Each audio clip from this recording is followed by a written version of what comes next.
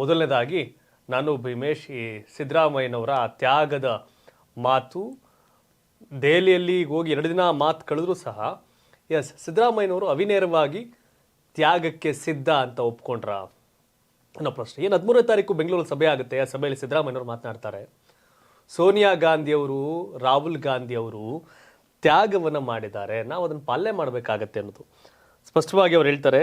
ಕಾಂಗ್ರೆಸ್ ಅಧಿನಾಯಕಿ ಸೋನಿಯಾ ಗಾಂಧಿ ರಾಹುಲ್ ಗಾಂಧಿ ಮಾಡಿದ ತ್ಯಾಗವನ್ನು ಸ್ಮರಿಸಿಕೊಂಡು ನಾವು ಕೂಡ ಅದೇ ತ್ಯಾಗದ ದಾರಿಯಲ್ಲಿ ನಡೆಯೋ ಪ್ರಾಮಾಣಿಕ ಪ್ರಯತ್ನ ಮಾಡಬೇಕು. ಅಷ್ಟೇ ಅಲ್ಲ, ಕಾಂಗ್ರೆಸ್ ಪಕ್ಷದಿಂದಲೇ ಪರಿವರ್ತನೆ ಎನ್ನುವ ಮಾತುಗಳನ್ನು ಆಡಿದ್ದಾರೆ. ನಮ್ಮಲ್ಲೂ ಕೂಡ ಸೋನಿಯಾ ಗಾಂಧಿ ಅವರು ತ್ಯಾಗ ಮಾಡಿದ್ದಾರೆ, ರಾಹುಲ್ ಗಾಂಧಿ ಮಾಡಿದ್ದಾರೆ, ನಾವು ಅದೇ ದಾರಿಯಲ್ಲಿ ಹೋಗಬೇಕು ಅನ್ನೋ ಹೇಳಿಕೆ. ಜೊತೆಗೆ ಕಾಂಗ್ರೆಸ್ ಪಕ್ಷ ಮಾತ್ರ ಸಮಾಜದಲ್ಲಿ ಪರಿವರ್ತನೆ ಬಯಸತಕ್ಕಂಥದ್ದು, BJPಲಿ ಯಥಾಸ್ಥಿತಿ ಬಯಸ್ತಾರೆ ಅವರು. JDSಗೆ ಸಿದ್ಧಾಂತವೇ ಇಲ್ಲ, JDSನವ್ರಿಗೆ ಅಗತ್ಯ ಸಂದರ್ಭದಲ್ಲಿ ತ್ಯಾಗಕ್ಕೆ ಸಿದ್ಧ ಎಂಬ ಸಂದೇಶದ ಮೂಲಕ ವಿರೋಧಿ ಬಣಕ್ಕೂ ಸಂದೇಶವನ್ನು ಕೊಟ್ಟಿದ್ದಾರೆ. ತ್ಯಾಗದ ವಿಚಾರದಲ್ಲಿ ಮಾರ್ಮಿಕವಾಗಿ ಮಾತಾಡಿರ್ತಕ್ಕಂಥ ಇದೀಗ ಕಾಂಗ್ರೆಸ್ ಪಡ್ಸಾಲೆಯಲ್ಲಿ ಚರ್ಚೆ ಹುಟ್ಟಾಕಿದೆ. ತ್ಯಾಗ ಅಂದರೆ ಸೋನಿಯಾ ಗಾಂಧಿ ಅವರು ತ್ಯಾಗ ಮಾಡಿದ್ರು, ರಾಹುಲ್ ಗಾಂಧಿ ಅವರು ತ್ಯಾಗ ಮಾಡಿದ್ರು, ನಾವು ತ್ಯಾಗ ಮಾಡಬೇಕಾಗತ್ತೆ, ನಾನು ರೆಡಿ ಅನ್ನೋದು. ಅಧಿಕಾರ ಹಂಚಿಕೆ ಸೂತ್ರ ಸಂಬಂಧಪಟ್ಟಂಗೆ ಅದೇನು ಇಲ್ಲ ಅಂತ ಸಿದ್ದರಾಮಯ್ಯ ಹೇಳಿದ್ರು, ಅದಿದೆ ಅನ್ನೋದು DK ಶಿವಕುಮಾರ್ ಅವ್ರ ಮಾತಾಗಿತ್ತು. ಹೀಗೆಲ್ಲವೂ ಕೂಡ ಮೌನ, ಆದರೆ ಅಕ್ಕಪಕ್ಕ ಇರ್ತಕ್ಕಂಥವ್ರು ಮಾತನಾಡ್ತಿದ್ದಾರೆ. ಸಿದ್ದರಾಮಯ್ಯನವರು ಈ ತ್ಯಾಗದ ಮಾತು ವರ್ಷದ ಅಂತ್ಯಕ್ಕೆ CM ಕುರ್ಚಿಯನ್ನು ತ್ಯಜಿಸ್ತಾರಾ? ಅದೇ ತ್ಯಾಗವೇ? ಅದು ಬಿಟ್ಟರೆ ಇನ್ನೇನು ತ್ಯಾಗ ಆಯ್ತು? ಇನ್ನೇನಾಯ್ತಲ್ಲ, ಇರೋದೇ ಅದೊಂದು CM ಅಧಿಕಾರ ಅವ್ರ ಹತ್ರ, ಅದನ್ನೇ ತ್ಯಾಗ ಮಾಡ್ತಾರೆ. ಸೋನಿಯಾ ಗಾಂಧಿ ತ್ಯಾಗ ಮಾಡಿದ ಪ್ರಧಾನಿ ಹುದ್ದೆಯನ್ನು, ರಾಹುಲ್ ಗಾಂಧಿ 2ನೇ ಟರ್ಮಲ್ಲಿ UP ಆಗ್ಬೋದಾಗಿತ್ತಾಗ ಪ್ರಧಾನಿ. ಹಾಗಾಗಿ ಸೋನಿಯಾ ಗಾಂಧಿಯ ತ್ಯಾಗ, ರಾಹುಲ್ ಗಾಂಧಿಯ ತ್ಯಾಗವನ್ನು ಹೇಳೋದ್ರ ಮೂಲಕ ನಾನು ರೆಡಿ ತ್ಯಾಗಕ್ಕೆ, ನಾನು ಸೀಟ್ ಬಿಡಕ್ಕೆ ರೆಡಿ ಅಂತ ಹೇಳವ್ರೆ ಅನ್ನೋ ಚರ್ಚೆ. ಏನು ಭೀಮೇಶ್? ಖಂಡಿತವಾಗ್ಲು ಸರ್. ಈಗ ಇದಕ್ಕೂ ಮುಂಚೆ ಕಾಂಗ್ರೆಸ್ ನಾಯಕರು ಕೂಡ ತುಂಬಾ ಜೋರಾಗಿ ಮಾತಾಡ್ತಾ ಇದ್ರು, ಯಾವುದೇ ಕಾರಣಕ್ಕೂ CM ಬದಲಾಗಲ್ಲ, ಬಿಡಲ್ಲ, ಅವರೇ ಇರ್ತಾರೆ. ಕೆಲವೊಂದು ಬಾರಿ ಸಿದ್ದರಾಮಯ್ಯ ಅವರೇ ಹೇಳ್ತಾ ಇದ್ರು, ನಾನೇ ಇರ್ತೀನಿ, ನಾನೇ 5 ವರ್ಷದ ತನಕ ಮುಗಿಯೋ ತನಕ ಇರ್ತೀನಿ ಅಂತ ಹೇಳ್ತಿದ್ರು.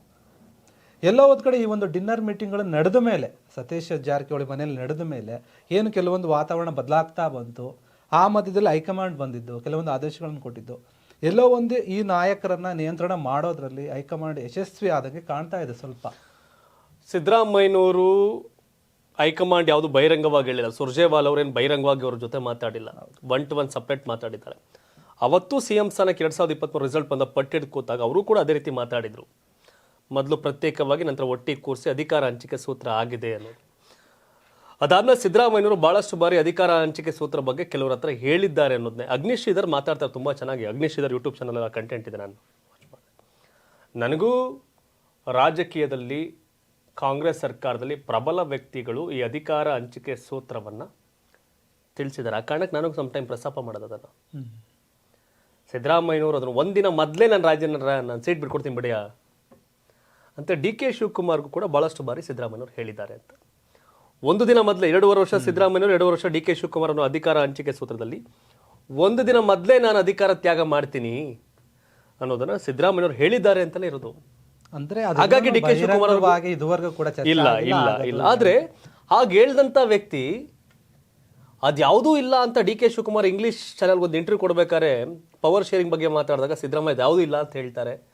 ಮತ್ತು ಅವರ ಬೆಂಬಲಿಗರ ಮೂಲಕ ಸಭೆಗಳನ್ನ ಮಾಡಿಸ್ತಾರೆ. ಇದೆಲ್ಲವೂ ಕೂಡ DK ಶಿವಕುಮಾರ್ ಒಂದು ಸ್ವಲ್ಪ ಲಿಟಲ್ ಬಿಟ್ ಟ್ರಿಗರ್ ಮಾಡಿತ್ತು ಅವ್ರಿಗೆ. ಬಟ್ ಈಗ ಮೊನ್ನೆಯ ಭಾಷಣ ಅದ ನೋಡಿದ್ರೆ ಎಲ್ಲೋ ಒಂದು ಕಡೆ ಸುರ್ಜೇವಾಲ್ ಅವರು, ಸಿದ್ದರಾಮಯ್ಯನವರೇ ಅವತ್ತು ನೀವು ಒಪ್ಕೊಂಡಿದ್ದೀರಿ, ಆ ಸಮಯ ಬಂದಾಗ ಮತ್ತೆ ಚರ್ಚೆ ಆಗಲಿ, ಈಗ ಸುಮ್ಮನಿರಿ ಅಂತ ಹೇಳ್ದಂಗಿದೆ. ಹಾಗಾಗಿ ಆ ಮಾತಾಡಿರ್ಬೋದು. ಸಿದ್ದರಾಮಯ್ಯ ಕೂಡ ಈಗ ಸ್ವಲ್ಪ ತಣ್ಣಗಾಗಿದ್ದಾರೆ ಆ ಒಂದು ವಿಚಾರದಿಂದ.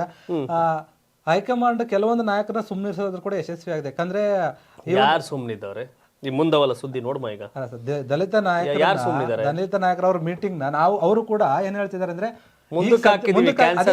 ಆ ಒಂದು ಮಾತಿಗೆ ಬದಲಾಗಿ ಏನಾಗ್ತಾ ಇದೆ ಅಂತಂದ್ರೆ, ಮುಂದೆ ಹಾಕಿದ್ವಿ ಆದ್ರೆ ನಾವು ನೆಕ್ಸ್ಟ್ ಏನೇ ಮಾಡೋದಿದ್ರು ಕೂಡ ಅದಕ್ಕೆ ಹೈಕಮಾಂಡ್ ನ ಚರ್ಚೆ ಮಾಡಿ ಹೈಕಮಾಂಡ್ ಹೇಳಿದ್ರೆ ಮಾತ್ರ ಮಾಡ್ತೀವಿ, ಇಲ್ಲಾಂದ್ರೆ ಇಲ್ಲ ಅನ್ನೋ ಒಂದು ಮಾತುಗಳನ್ನ ಅವರು ಕೂಡ ಆಡ್ತಿರು.